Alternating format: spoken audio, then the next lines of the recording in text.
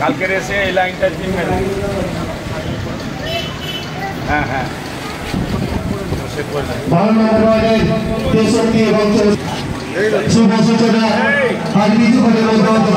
বাইরে এসো বাইরে এসো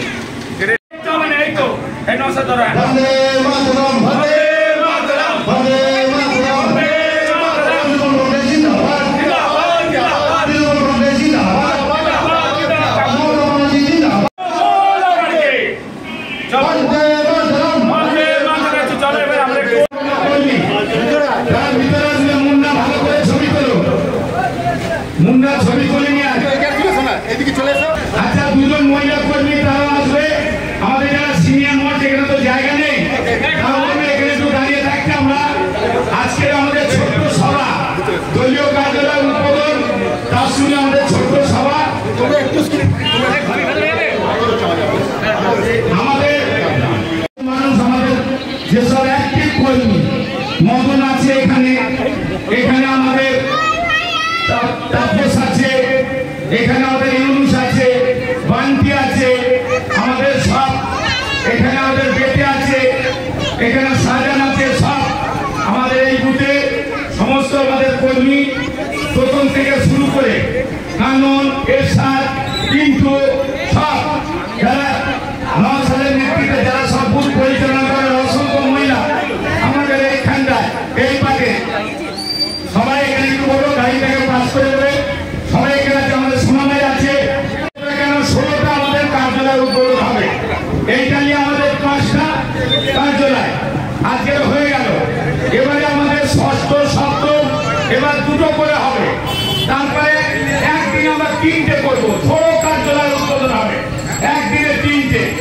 যেরকম উইকেটে হ্যাট্রিক হয়, কাকুলির হ্যাট্রিক হয়ে গেছে, এবার 4 মারবে, আমরা এরকম একদিনে 3টে মেরে দেবো, হয়তো 4টেও হতে পারে।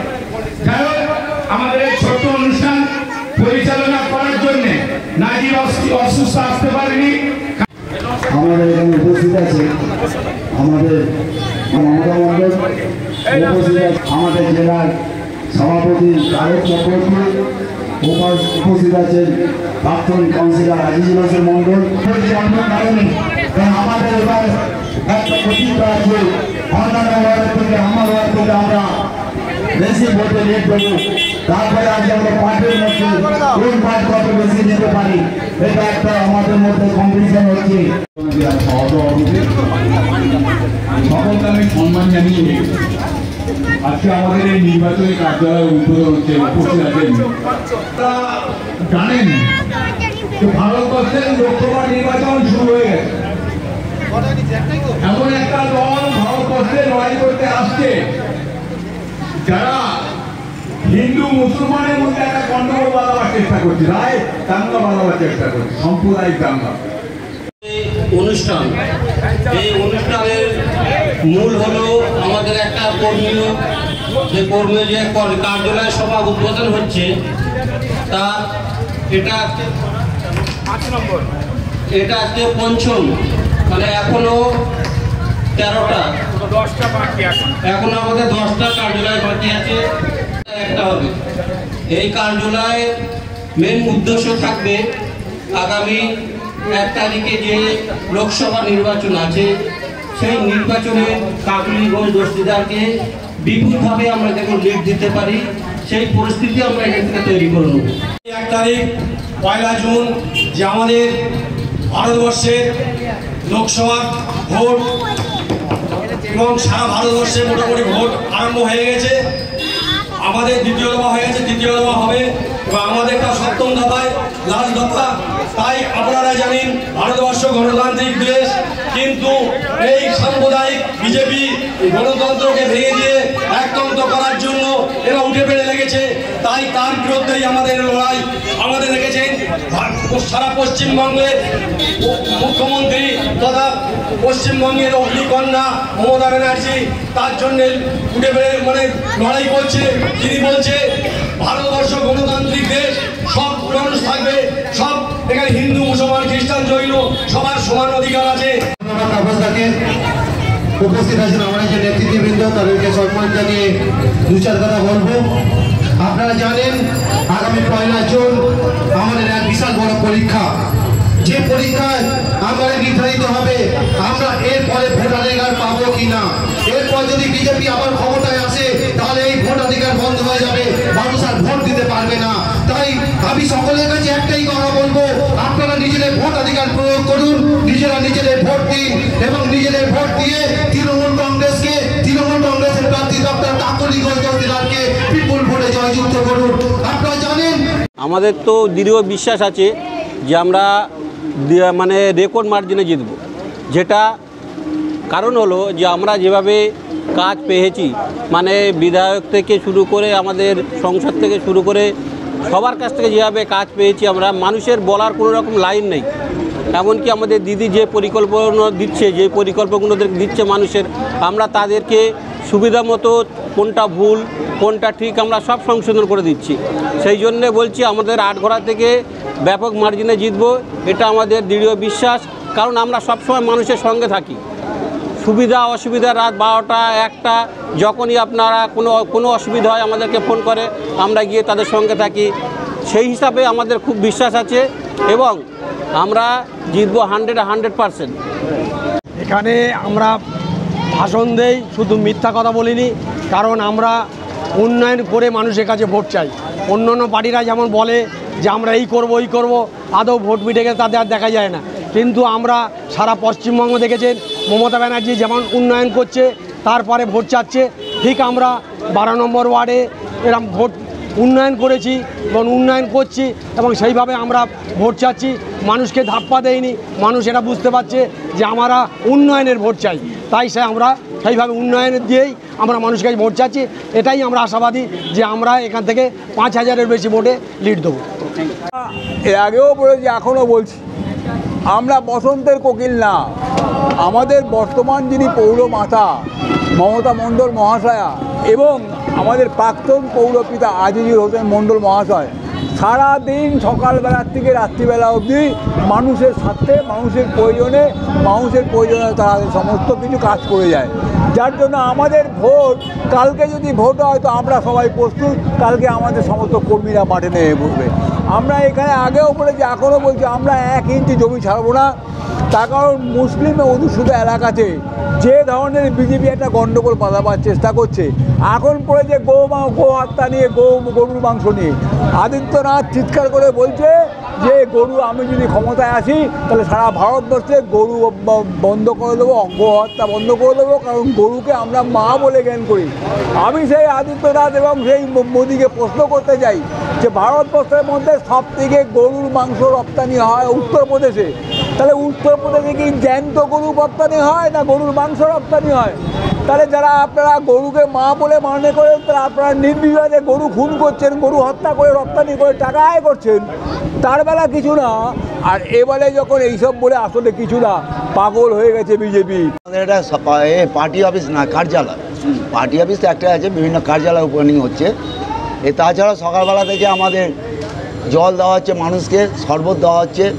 এই তাপপ্রবাহ যা হচ্ছে, শুধু আমরা রাজনীতি করি না, আমরা মানুষকে একটা জিনিসও বোঝাতে চাই যে আমরা সর্বক্ষেত্রে আছি, সবসময় আছি, মানুষের পাশে আছি, মানুষের সঙ্গে আছি। আর আমাদের যিনি প্রার্থী ডক্টর কাকলি ঘোষ দস্তিদার, ওনার সম্পর্কে বেশি কিছু বলার দরকার নেই, ওনাকে সবাই জানেন। উনি দিল্লিতে কিভাবে সংসদে ফাইট করেন, উনি এমনি জিতবে আমরা জানি। তা সত্ত্বেও আমরা অঙ্গীকার হয়েছে যে একটা ব্যাপক হারে ভোট দিয়ে, বেশি লিড দিয়ে, অন্যান্য ওয়ার্ডেতে বেশি লিড দেওয়ার একটা চেষ্টা করছি। কারণ আমরা চাইছি, এখন লিডের কম্পিটিশন চলছে আমাদের, শুধু এখন চলছে কার্যালয়। প্রথম ছিল 10খানা, এখন আবার দাঁড়িয়েছে 14খানা। এরকম আস্তে আস্তে কার্যালয়গুলো ওপেনিংয়ের পরে আমাদের পথসভা আরম্ভ হবে এবং বিভিন্ন এলাকায় বক্তব্য রাখা হবে, মিছিল হবে, মিটিং হবে। আমরা 1 ইঞ্চিও জমি ছাড়বো না। আসল লড়াইয়ের লোকই তো নেই, আমরা তো চাইছি ময়দানে অন্য লোক। কেন ময়দানে যদি খেলার মাঠে যদি একতরফা গোল হয় তাহলে ভালো লাগে না। আমাদের এইটাই একটা দুঃখ লাগছে যে আমার বিরোধী কেউ নেই, না সিপিএম, না কংগ্রেস, না বিজেপি, না আইএসএফ। তা কাউকেই আমরা চোখে দেখতে পাচ্ছি না, মিটিং দেখতে পাচ্ছি না, মিছিল দেখতে পাচ্ছি না। তারা ময়দানে নামলে মিটিংয়ে বক্তব্য রাখতেও মজা লাগে, তারা কিছু বললে তার প্রশ্নের উত্তরগুলো দিতে মজা লাগে। তা তারা কেউ তো ময়দানে নেই। তাই আমরা আশাবাদী যে আমরা জিতবই এবং এটা আমাদের রোজ চলবে, এখানে কোনো আমরা ক্ষান্ত হব না। আমাদের নেত্রীর অনুপ্রেরণাতে, নেত্রীর নির্দেশেই আমরা আমাদের ওয়ার্ডে প্রতিনিয়ত আমরা যে মানুষের জন্য কাজ করে চলেছি, সারা বছর আমরা মানুষের পাশে থাকি। সেই জন্য আসন্ন লোকসভা নির্বাচনে আমাদের অধিকার আছে আমাদের মা বোনেদের কাছে ভোট চাওয়ার। কারণ আমাদের প্রার্থী ডক্টর কাকলি ঘোষ দস্তিদারকে আমাদের একটা অঙ্গীকার করেছি আমরা যে বিপুল ভোটে তাকে 5000 ভোটে লিড দিয়ে আমাদের ওয়ার্ড থেকে আমরা লিড দেব। তার জন্যই আমাদের এই ব্যবস্থাপনা এবং আমাদের ওয়ার্ডের আমাদের সমস্ত কর্মীরা ভীষণ উদ্দীপনার সঙ্গে আমাদের 14টা পার্টে ওরা 14টা কার্যালয় উদ্বোধন করে কার্যালয় থেকে তারা বিভিন্ন রকম ক্রিয়াকলাপ করবে। এই ভোটের সমস্ত ক্রিয়াকলাপ তারা এখানে কার্যালয় থেকেই করবে এবং আমরা পুরো দৌড়ে প্রস্তুত যে আমাদের আসন্ন লোকসভা নির্বাচনে আমাদের প্রার্থীকে আমরা 5000 ভোটে লিড দেব। ধন্যবাদ। দেখুন, আমাদের 12 নম্বর ওয়ার্ডে, এটা আমাদের আজকেকার কথা না, আজ থেকে 2 মাস আগে নির্বাচনের দিন ঘোষণা হয়নি, তারও আগে আমরা এখানে যারা নেতৃত্ব দিই আমরা একটা বার্তা দিয়েছিলাম, এবার ওয়ার্ড থেকে একটা রেকর্ড মার্জিনে লিড দেবো। কেন আমরা আমাদের বিধায়ক যার তাপস চ্যাটার্জির নেতৃত্বে আমরা এখানে নির্বাচনটা পরিচালনা করছি, উনি যেভাবে বলছে আমরা সেইভাবে পরিচালনা করছি। ওনাকে আমরা 3686 ভোটে লিড দিয়েছিলাম 2021 সালে। 2021 সালের পর 3000 ভোট বেড়েছে। তাই আমরা খুবই আশাবাদী এবারে যে আমরা একটা রেকর্ড মার্জিনে ওনাকে লিড দেবো। আর বিরোধীদের সম্বন্ধে কি বলবো, এই দুটো বুথ গাজীপাড়া, বিশ্বাসপাড়া, চিনার পার্ক, এই দুটো বুথে আমি এখানে নওশাদ আছে বলছি, আপনারা মিডিয়া আছেন, ভোটের পর রেকর্ড মেলাবেন। আমার অনুমান, আমি আলোচনা করছিলাম, আমরা ওই দুটো বুথেও 700 মানে মেরাজ আর ইউনুস, আর এদিকে নওশাদ ধরো আর তাপয়দা ধরো, এই দুটো বুথে আমরা 700, বেশি ছাড়া কম হবে না। কেন এখানে একচেটিয়া, এখানে কোনো বিজেপির স্থান নেই, সিপিএমের নেই, যা ছিল তাদের অস্তিত্ব বিপন্ন হয়ে গেছে, একদম বলে দিচ্ছে এখানে দাঁড়িয়ে। করে খাওয়ার জায়গা সিপিএমদের নেই, তোলাবাজি করার জায়গা নেই, ওই কুপন তুলে ফান্ড নাম করে ওই সব নেই। ফান্ড কুপন আর আমরা তুলতে দেবো না। 10 টাকার ফান্ড কুপন তুলে 2.5 টাকা খরচা করে সেই টাকা কোথায় যায়? 400 কোটি টাকা সিপিএমের আজ থেকে 10 বছর আগে বিমান বোস বলে দিয়েছিল যে ভারতবর্ষের মধ্যে দ্বিতীয় সর্বোচ্চ দলীয় ফান্ডের অধিকারী হচ্ছে CPM, BJP first, CPM second. 400 কোটি টাকার ইন্টারেস্ট কোথায় যাচ্ছে? তা সত্ত্বেও নির্লজ্জর মতন পাড়ায় পাড়ায় কৌটো নাড়ায় আর কুপন, কবেকার কুপন তার ডেট নেই, কিছু নেই, তার হিসেব নেই। বউয়ের কাছ থেকে মনে আছে লক্ষ্মী ভান্ডারের টাকা কি করবে, মানে বউদের কাজ হাতা মারবে, এরকম একটা অবস্থা হয়ে গেছে। যত পেরেছে লুটে খেয়েছে, এখন আমরা সেগুলো আটকাচ্ছি। একটা উল্টো পাল্টা কাজ ওদের করতে দেবো না। এখানে দিদির যা প্রকল্প, দিদির যা উন্নয়ন হয়েছে, এমপির যা উন্নয়ন হয়েছে, আমাদের এমএলএ বিধায়ক তাপস চ্যাটার্জির যা উন্নয়ন হয়েছে, আমাদের মমতা বন্দ্যোপাধ্যায় যা, মমতা মণ্ডল যা উন্নয়ন করেছে, এই 4টে উন্নয়ন এখানকার মানুষের সামনে আমি তো এক এক করে জিজ্ঞেস করলাম, কেউ ক্ষোভ বিক্ষোভ দেখালো, কালোতে এটা হয়নি। এখানে বলেছিলাম পাম্প বসিয়ে জল দেবো, দিয়েছি। দক্ষিণ পাড়ার কষ্ট ছিল, জল দিয়েছি। রাস্তা ড্রেন বলেছিল কভার চাই, কভার হয়েছে, রাস্তা পিচ হবে। এই ট্রান্সফর্মার এরালি দাদু একটা বসেছিল, আমি 2টো দিয়েছি। পাওয়ার কম ছিল, শবে বরাতের আগে একটা কথা মিথ্যা বলিনি, এখানে আমাদের সব ছেলেরা আছে, 2টো বড় বড় ট্রান্সফর্মার দিয়েছি। এত বড় এলাকা, আর সিপিএম চোখে শস্যের ফুল দেখছে, এইগুলো চকচকে রাস্তা হবে। একটা ফেস গেলে সিপিএমের আগে তো বলতো কারেন্ট যেত 4 ঘন্টা, জ্যোতিবাবু চলে গেছে, এরকম করে কমরেডটা হাওয়া করতে রাস্তা ধারে বসে থাকতো। আমার বন্ধু কখন আসবে, বলে দাঁড়াও, বক্কেশ্বর তাপ বিদ্যুতের নাম করে এইসব করে গেছে। এখন সেই সব কমরেডরা সময় পায় না যে কখন কারেন্ট অফ হচ্ছে, তারা ভুলে গেছে। তারা ফেস যদি চলে যায়, আমাদের লোক লাগাতে যায়, তারা আবার বলে একটু কালোরে ফোন কর না। সেসব কমরেডদের লজ্জা লাগে না? ইলেকট্রিকের এখানে ব্যবস্থা কি হয়েছে, লোডশেডিং আগে আর হয়? লোডশেডিং হয় না। এলইডি আলো ছিল, একটা করে ল্যাম্প ছিল, তাও সেই দায়িত্ব দিত, তারা আবার কিছুটা ঘরে ঢুকে অর্ধেক জ্বালাতো অর্ধেক রেখে দিত। এই হচ্ছে কমরেডদের কালচার। আর এখন দেখুন এলইডি আলো প্রত্যেক পোস্টে, দেখতে দেখতে যান। আর রাস্তা, আন্ডারগ্রাউন্ড ড্রেন, কভার ড্রেন, পানি, আর কি রাস্তা এবার ঝাঁট দেওয়া হবে শুধু। এখানে সর্বধর্মের মানুষ এই ওয়ার্ডে বাস করে। এখানে উন্নয়নের শেষ কথা, দিদি শেষ কথা।